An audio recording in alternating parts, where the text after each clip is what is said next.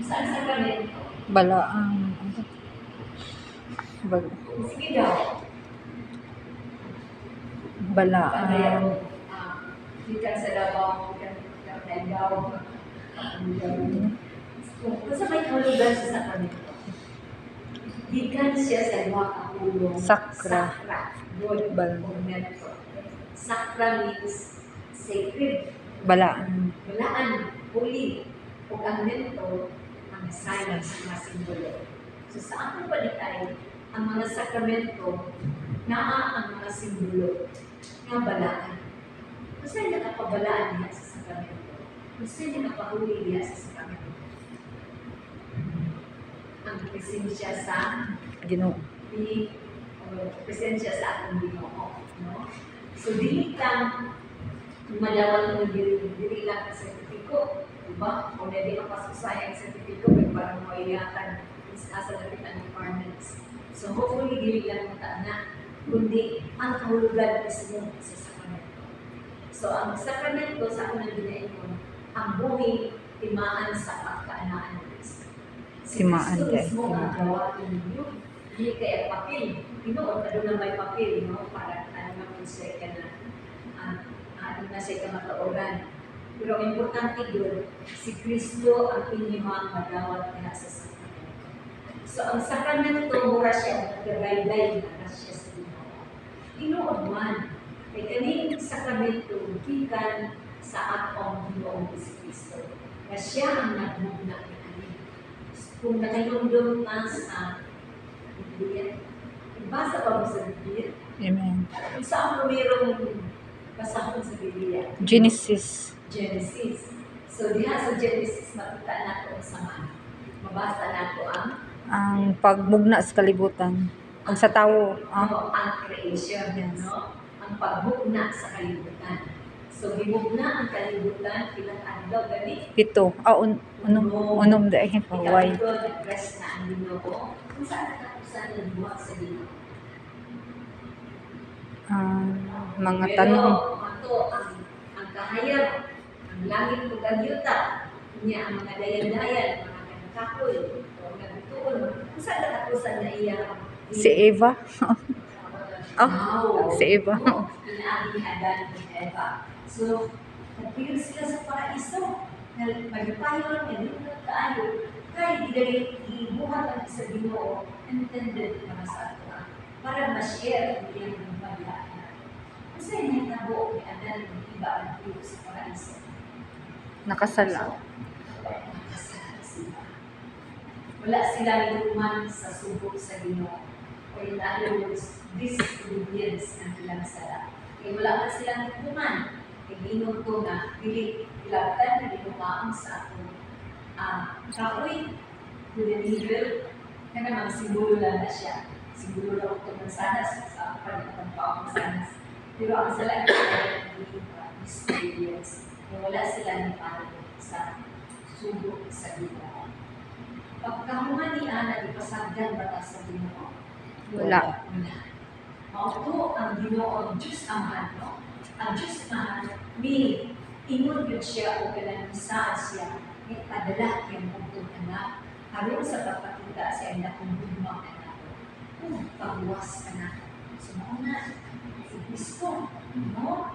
Bilansang siya sa krus, o namatay siya, isa ka sa langit, kung di siya o unsad ang Espiritu Santo. So, mauna, sometimes sa Jesus, dito sa kalibutan, dimugna niya ang gusto itong grupo na yan ni form, hinikusa, ang isang taon, good, ang 12 ka-apostoles. Kaya kung sinalat sila ng iwakan na sa undas, hindi ko yan kung sinalat. So, diha sa 12 ka-apostoles, nabila atong misahan sa Jesus sa langit. Diba? Gusto na ibaki nila sa mga apostoles. Eh, wala naman si Jesus sa ilaha. Yan, nagkakaroon sila. Imbis magsangyaw ka sila sa pulong sa Ginoo, gusunod sila sa kanyang pagtulunan, gusunod sila sa iyo, Jesus. Wala na.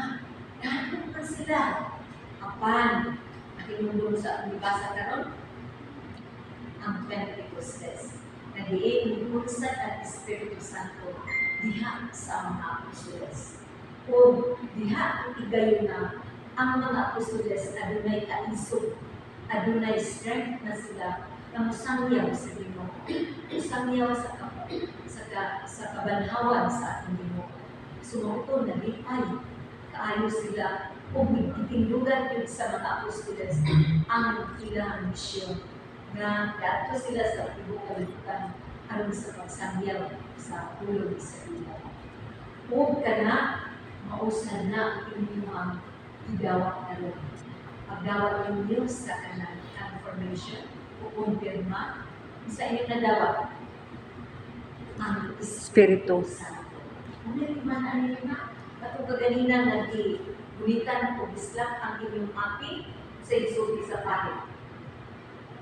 Dawat sa kanya. Dawata ang Espiritu Santo. Kung nalimanan ninyo na panahon sa kumpirma ang Espiritu Santo na mao'y nagdawat. Pero di kita makaingon na wala na yung Espiritu Santo kapag nakapagbunan. No, naanagurtanan ang Diyos Amahan, Anak, ang Espiritu Santo. Diha mismo sa sakramento sa kumpirma. Diba? Ang kumpirma maumay ka ng confirm, mag-review o lugang pagpasahog sa inyong sakramento sa bunyag ka inyong nagawat. Diba? Sa bunyag, kung saan ang nagkapo na bawang bunyagan, Gamay pa. gamay pa. So, wala ko kayo balo. So, ang inyong lang dinikanan, ang inyong linaw o bilang, ang bitindog para kaninyo. Kung maubitaw na ako sila kaapuhan, na kamo, mahimong usa ka Christians. So, mo ang kaapuhan, ang responsibilidad sa dinikanan, pagtubo sa inyong mahimong Christians. So, kaniyong sakramento sa kumpirma, dawaton mo tanya siya sa ilalim. 9-year-old or 12 years old. Sabi lang, di pa ulan ano? Salamat na nag-confirma mo karon. So, una siya to confirm your baptismal vows. E palihan na ang pagkana, ikan sa inyong kong pagbunyag o karon na confirma. Isalikway ba ninyo si Satanas sa inyong kinabuhi? Sa inyong isalikway. Isalikway ba si Satanas sa inyong kinabuhi? Isalikway ba ninyo ang sala sa inyong kinabuhi? Isalikway. So noon na ang pagkana diha sa sakramento sa bunyag sa kumpirma. Nagatuo ba ko mo sa Diyos Amahan na siya ang nagbuhat sa tibok kalibutan? Nagatuo. Nagatuo ba ka mo kang Jesucristo na siya ang manlulubos ka nato? Nagatuo. Nagatuo ba ka mo sa Espiritu Santo na may unsad bili ka nato ang pagkakata nato na isog sa pagsangyaw sa pulong sa Ginoo? Nagatuo. Nagatuo ba kita sa istan? Nagatuo ba ka mo sa simbahan? Panaghiusa sa mga santos, adunay kapasayuan sa mga sala. Nagatuo. So, mauna ang atong pagtuo isip Kristiyanos. So, sa ato, ang sakramento sa kumpirma, kamo na mga dagko na misulti na musulod po sa Ginoo. So, tinuod, adunang mininang o nina, kabayan siya po na sa iba. Nagabayan sila mualik mo. So, na, musubay ko ka ng tabang sa inyo mahimok mga Christians. So, ang ninang o kanina, liyon ka sa lawayon, diha sa kapilingban. E kamo, ihapon ang tanawon sa inyo kinubos. Ang ako ninang ninong buutan sila. Ako ninang o ninang akong sundon sa akong pagpulabulit na Christians. So, adunang ako mo akong kakuhan na mukuban sa ila ako silang Christians. So, kana, ang dakong kumpirmahan karon, idawat ninyo ang sama ko? Sakramento. Ang sakramento sa kumpirma, o diya sa sakramento sa kumpirma, dadawat ninyo ang Espiritu Santo. Imanaan ninyo. Ang sakramento Sakramento. Espiritu Santo, mo'y mag-iyag kanina. So, nakinig mo mo ilang kagasa sa Espiritu Santo? Ilang kabot ang gasa sa Espiritu Santo? Kasi nag-modena. Espiritu Santo. So, adunay ito kadasa sa Espiritu Santo. Remember, ang ito kaadlaw, liwat sa Ginoo, ito ka sakramento, ito kadasa sa Espiritu Santo. Kung saan man ang lasa, ang ito kadasa sa Espiritu Santo. Una, Bunyag. Ah, o ba na? gift of wisdom. Gift Ang of alam. wisdom din. Wala ang gasa sa Ginoo. Wala ang gasa sa Espiritu Wala Santo. ng mga bright. No? Yes. So, may pasabot na alam. Awais ka. Kahibalo. Awais nga gikan sa Ginoo. Kung ginunod kita ni Solomon, iba full of wisdom ni Solomon in the Old Testament. So, minanasan ang gasa sa Ginoo gihatag sa ato na abre ang atong muna-muna mudawat sa gasa sa kanang pagtulunan ang gihatag sa Ginoo sa ato labi na sa Biblia. No? So, mauna lang, ampo kita before mabasa ka sa Biblia. Aron ang gasa sa wisdom mo ay maghiya ka na. So, gift of wisdom, kaalam, sunod, gift of understanding, pagsagot. Saan, naligo ko tas kinuntan ako sa kalimutan. Kinuntan ako sa itong paborito, di ka kasagot. Una, masalapit kita sa Espiritu Santo, yung mo ay maghiya ka na. Kasagot kita. Kaning kabahin ko sa mali ang ako ang simbahan karon o pangbamahanan. So, mangayon ka blamudad sa Espiritu Santo na maoy maghatag ka na ako. Ikaw pagkasagot. Aron, makahigalo kita sa kanintan sa kalibutan. O, dili na mawala ka sa pagkasagot. Ang kailan, no? Gift of wisdom, gift of understanding, ito pa, gift of knowledge. Siguro pa sa ating knowledge. Kaalam. Kaalam, good, no? Kaalam, knowledge. Na pinaagi sa knowledge, makibalo kita. No? So, makibalo kita kung sa ikulo sa Ginoo. Makibalo kita kung nag-study ka karon, bukan sa grade 1 o anak natin karon. Makibalo kita. So, dili lang kay kanang kibalo sa knowledge, kundi makakabot ko kita o kanang kibalo nagdikan sa Ginoo. Kung sa may angay natin, buhaton natin. No? So, kanang muswila ka, di ba? Na ang ginaan kalangdag sa Espiritu Santo kung sangkitan. Naagad ang Espiritu Santo sangkitan, wala yung depende sa ato ang maminaw. So, importante ang pagpaminaw, ang pag-ampo na ang atong kinabuhi, hibiyahan sa gasa sa Espiritu Santo. So, gift of understanding, gift of wisdom, understanding, knowledge, isa pa. Counsel. Isa ipag-sabot ang counsel. Advice. Tanggal. Kung pananglitan, adunay kalibog diha sa akong kinabuhi. Makahawak akong tanan. Asa may angay lumako na ako kani. So, pinaagi sa gasa sa Espiritu Santo, maoy maghatag ka nato kanang advice. Kani ang lumako nato ang maayo, ayaw bukatan. Labi na sa kahimutan karong panahon na usahay hindi galing may drugs, no? Ang mga medisina. So, pinaagi sa doctors, makakagara sa mga drugs, mga medisina para sa ating kaluhan. Pero ano na yung medisina, ano na yung drugs na hindi maayo sa ako. Di ba na?